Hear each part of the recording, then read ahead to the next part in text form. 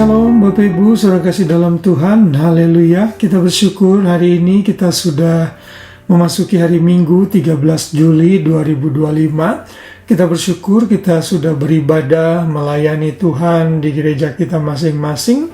Tentunya kita harus terus melakukan ini dengan setia karena kita tahu ibadah adalah perintah Tuhan yang harus kita lakukan dan lakukan dengan giat setiap hari Tuhan memerintahkan kita.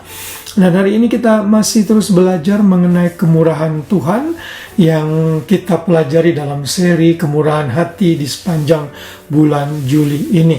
Dan pada malam hari ini saya beri judul kemurahan Tuhan dan kedaulatannya. Kita akan membaca dalam Roma pasal 9 ayat 15. Di sana Paulus mencatat dengan tulisan seperti ini. Sebab ia berfirman kepada Musa, aku akan menaruh belas kasihan kepada siapa aku mau menaruh belas kasihan, dan aku akan bermurah hati kepada siapa aku mau bermurah hati.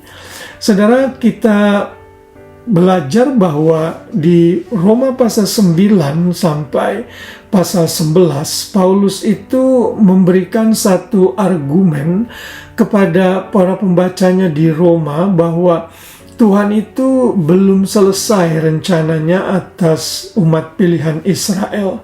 Tuhan itu masih punya rencana yang besar dan panjang atas Israel. Karena itulah Tuhan melalui Paulus mencatat ketiga pasal ini yang memberikan alasan mengapa Tuhan memilih Israel. Pemilihan Tuhan atas Israel itu dimulai saat Tuhan memilih Abraham, Ishak, dan Yakub. Saat Abraham memiliki Ishak, Tuhan memilih Ishak untuk menjadi leluhur dari Mesias, Yesus yang akan lahir. Dan Tuhan menolak Ismail.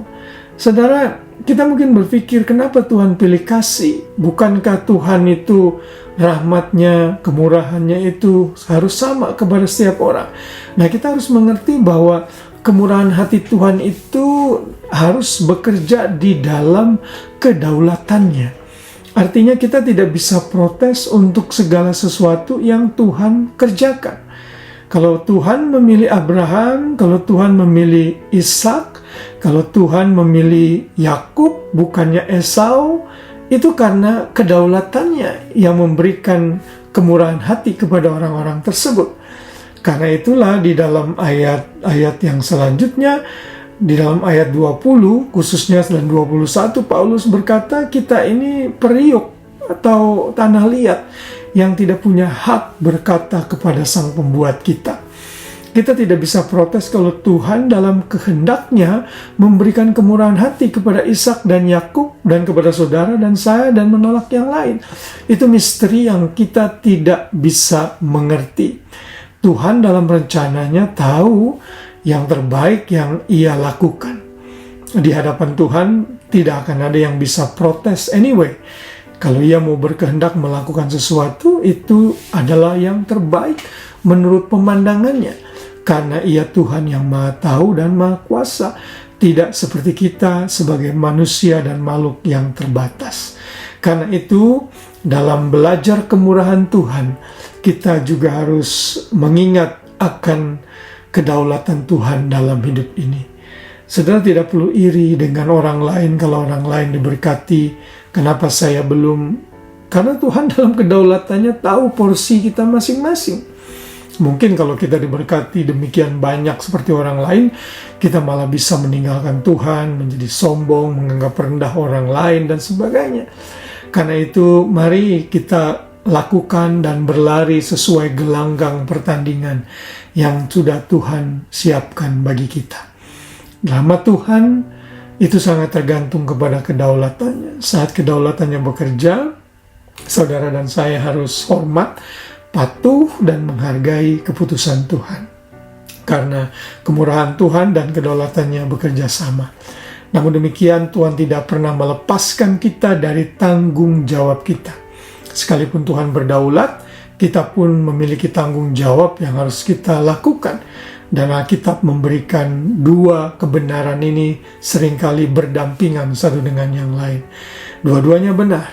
Tuhan berdaulat, yes, tetapi kita sebagai manusia juga diberikan kebebasan untuk mengambil keputusan, dan kita akan menanggung konsekuensi saat keputusan yang kita ambil tidak sesuai dengan kehendak Tuhan.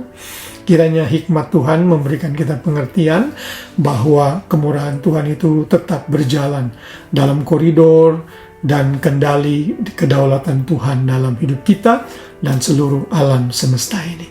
Haleluya, biar firman Tuhan memberikan dan menambah kita pengertian lagi mengenai hal ini. Tuhan memberkati kita semua, selamat malam dan selamat beristirahat. Shalom.